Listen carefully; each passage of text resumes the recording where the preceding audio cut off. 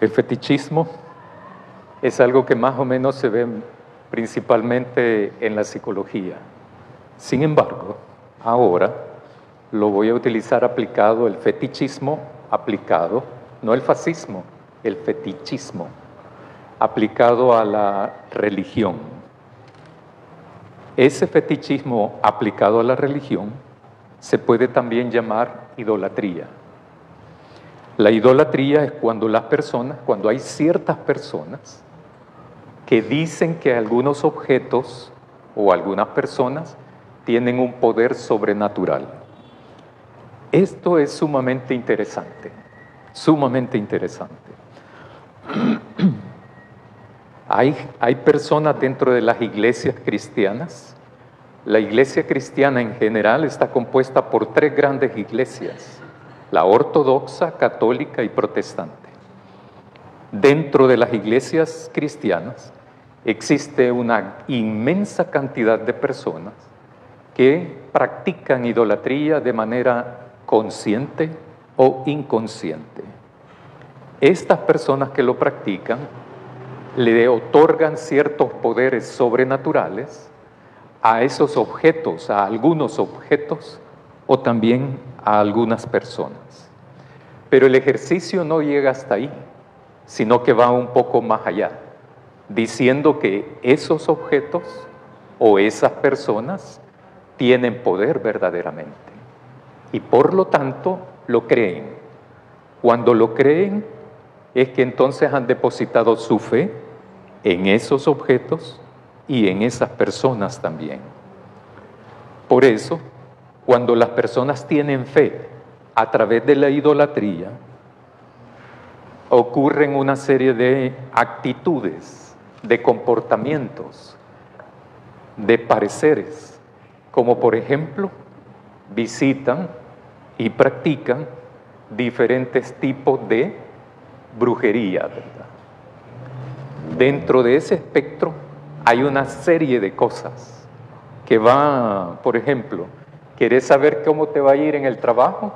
Anda donde fulano o donde sutana. Hay un centro ahí y que te pueden adivinar el futuro. A veces, dentro de las iglesias, ocurren ciertas infidelidades en el matrimonio, ¿verdad? Entonces le dice una miembro de la iglesia a otra, todo esto es cierto lo que estoy diciendo, ¿verdad? Solo que no aquí, en otras iglesias donde yo he tenido contacto. ¿Quieres saber con quién te engaña tu marido? ¿Quieres saber con quién te engaña tu mujer? Yo tengo un lugar y entonces les dicen ir a ese lugar para que les adivinen.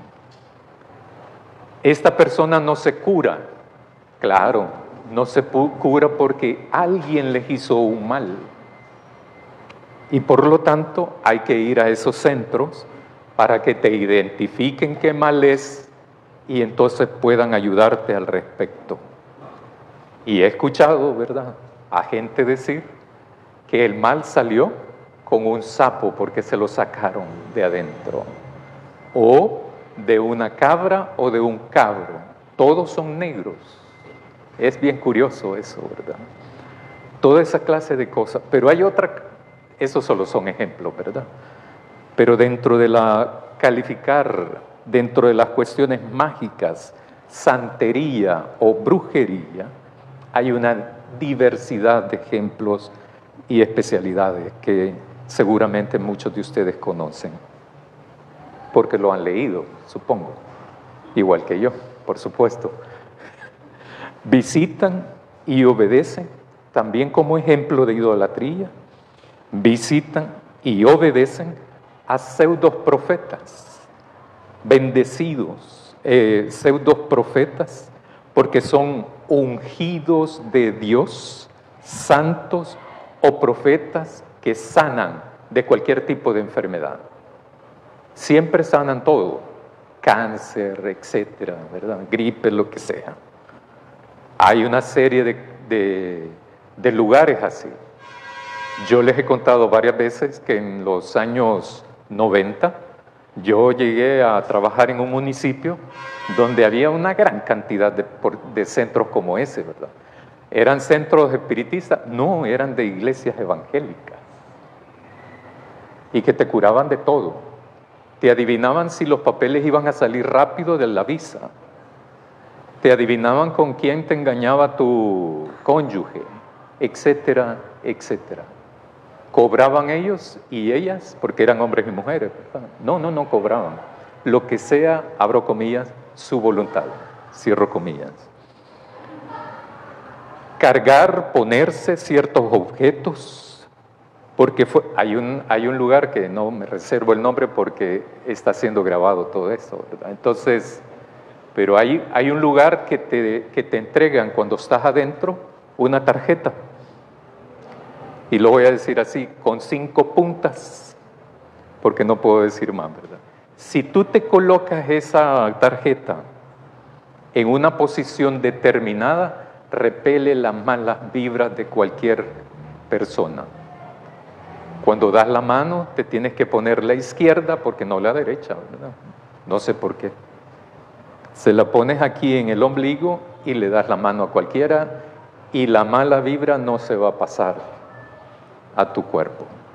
Hay gente dentro de las iglesias cristianas que practican ese tipo de cosas también.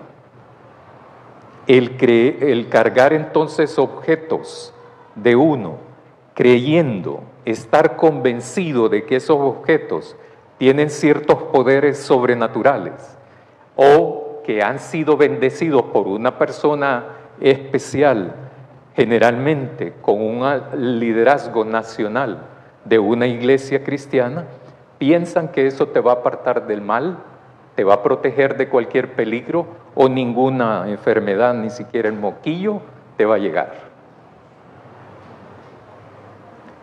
El creer que cargar con la Biblia en el carro, en la mochila, en la bolsa del pantalón, es suficiente garantía para que no me pase nada, es una práctica idolátrica. Es tener un pensamiento idolátrico del objeto, del libro, no del contenido, sino del libro. Y por eso encontramos ese tipo de cosas. Tomar a Dios, tomar a Jesús en vano o de manera utilitaria es creer que Dios o Jesús es un ídolo, no es Dios, a quien debo de servir. Estas y una gran cantidad de prácticas idolátricas las utilizan, practican y las hacen una gran cantidad de personas que son miembros de iglesias cristianas alrededor del mundo y en El Salvador también. Practicar la idolatría es romper, quebrar con Dios. Es romper, quebrar la comunión con Dios. Es negar y rechazar a Dios cuando uno practica idolatría. No puede ser idolátrico y cristiano, en otras palabras. Hay que definirse en cuanto a ser uno o lo otro. La decisión es nuestra y solamente nuestra. Cuando Josué estaba ya viejo y reúne a los ancianos, a los jefes, a los jueces de las tribus de Israel y les dice, hemos llegado a un punto donde hay que definirse, pues. ¿Vamos a obedecer y servir a Dios o vamos a obedecer y servir a los ídolos que ustedes tienen en medio de ahí? Porque las 12 tribus tenían ídolos ahí. El evangelio que hemos leído ahora en Marcos nos cuenta que Jesús vuelve de un lugar pagano, de un lugar llamado Geresarea, que Reina Valera traduce como Gadara, en donde él, Jesús, se encontró con un hombre que tenía una legión de espíritus inmundos y de lo cual hablé hace 15 días. Dije que ese hombre, al identificar los espíritus inmundos, identifican a Jesús inmediatamente, va a su encuentro y se humilla a Jesús y le dice: ¿qué tienes contra mí, Jesús? ¿Verdad? Jesús liberó a este hombre con una legión de espíritus inmundos y lo transforma en un nuevo hombre, en una nueva persona, en su juicio cabal, en su sano juicio, cuerdo, sano, mentalmente hablando, vestido y sin agredir a nadie, de ninguna manera. La gente, al ver eso, lo bueno, lo positivo, lo constructivo, se asusta y le pide a Jesús que se largue de ahí.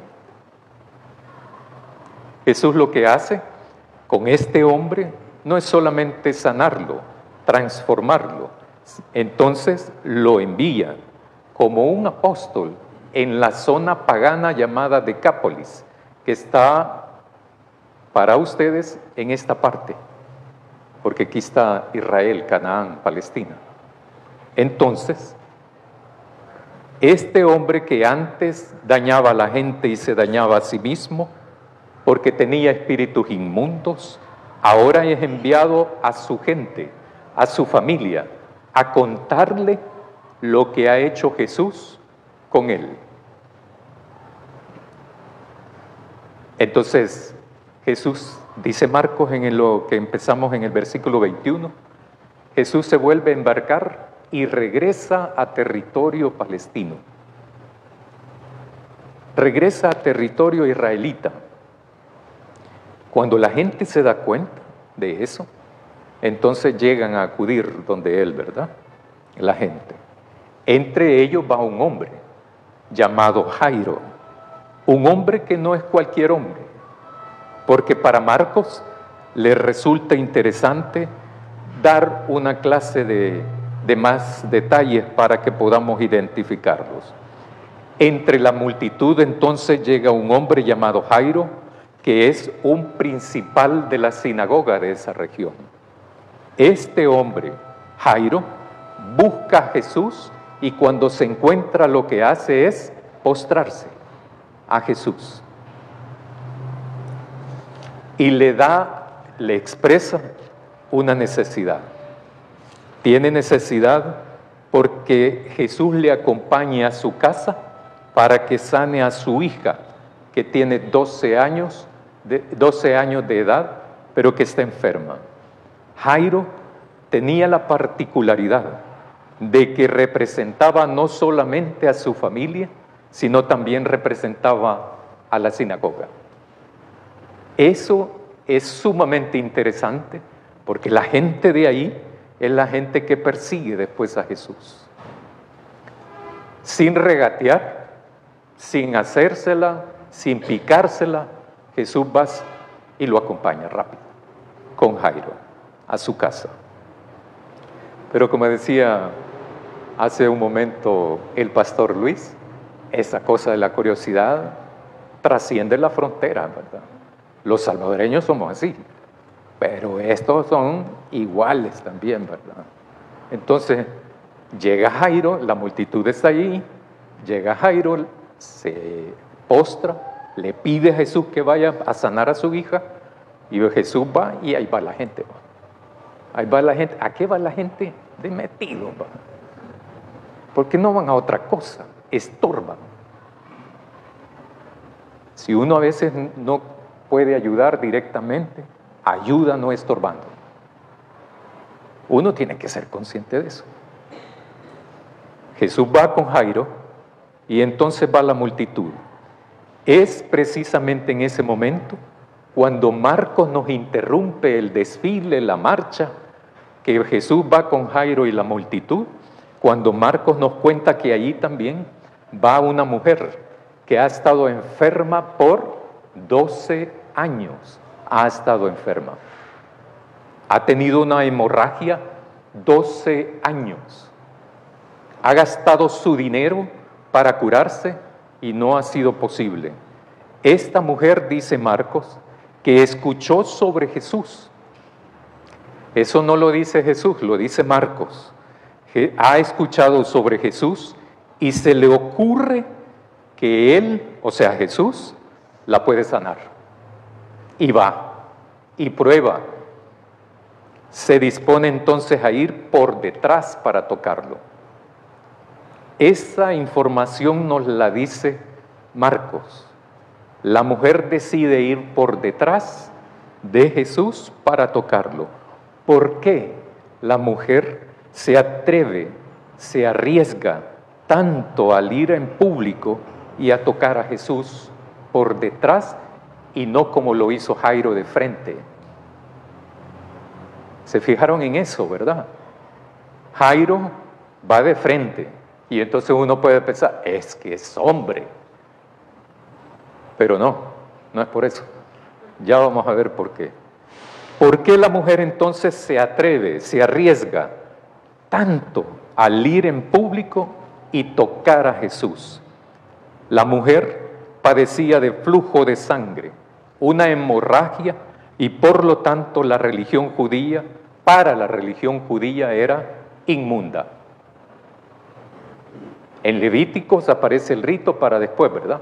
Cuando es cuestión de menstruación y cuando es otro tipo también.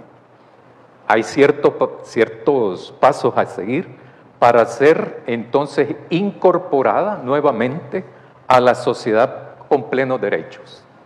La mujer padecía entonces flujo de sangre y por lo tanto, mientras tenía ese flujo por la sangre, era inmunda según la religión judía.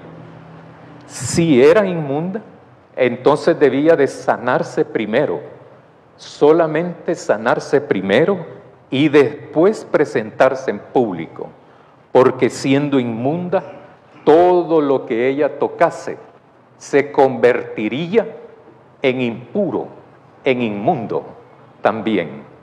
Podrían ser cosas o podrían ser personas. Tercera, la mujer estaba en una condición de pobreza porque había invertido todo lo que tenía para obtener infructuosamente la salud. Se había quedado en una condición de pobreza. La cuarta, y finalmente, era una mujer y por la costumbre de esa entonces, de esa religión, de esa zona geográfica, no debía de estar sola sin un hombre, sin su papá o sin su marido y tocar a un hombre en público. Era inaceptable eso. Las mujeres no tenían acceso a la educación en aquel entonces. Yo me pregunto, ¿y ahora? Sí, ¿verdad? Uno dice que sí. ¿Están seguros? Según las estadísticas no es así. Tal vez con la nueva ministra, ¿verdad? Por esto, la mujer va a escondidas. Por esas razones y otras, la mujer entonces va a escondidas, o sea, cubriéndose para que nadie la reconozca, y va donde Jesús y quiere tocarlo sin que él se dé cuenta.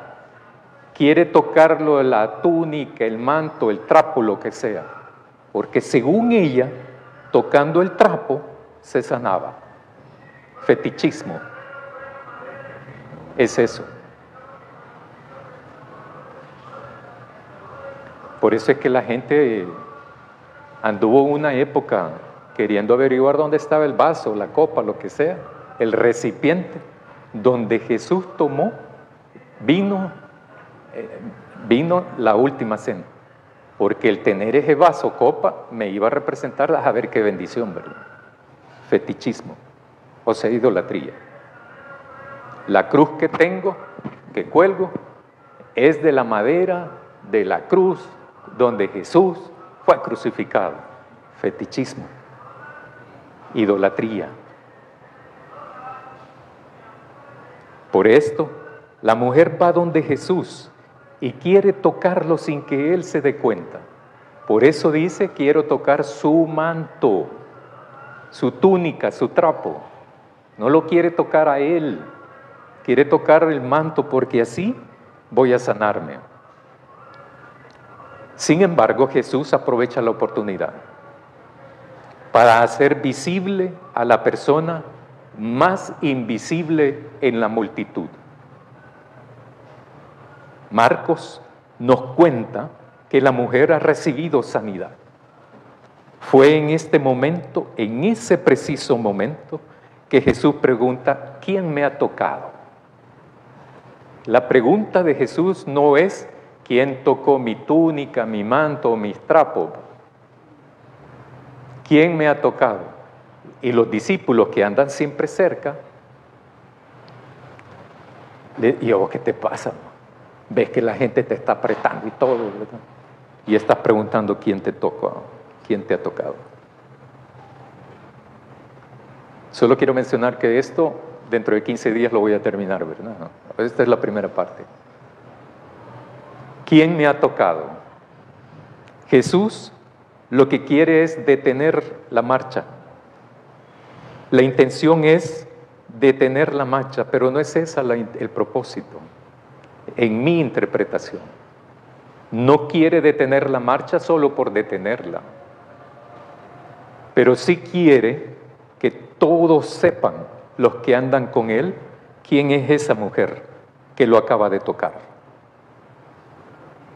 ¿Pudo pasar desapercibida? Sí, pero no es ese el propósito. Quiere llamar la atención de la multitud para que todos, la multitud que va junto con Jairo, pero igualmente van otras personas necesitadas también de salud, no solamente Jairo. Por eso es que van al encuentro de Jesús, porque nos vamos a dar cuenta de que este relato, que solamente hemos leído una parte,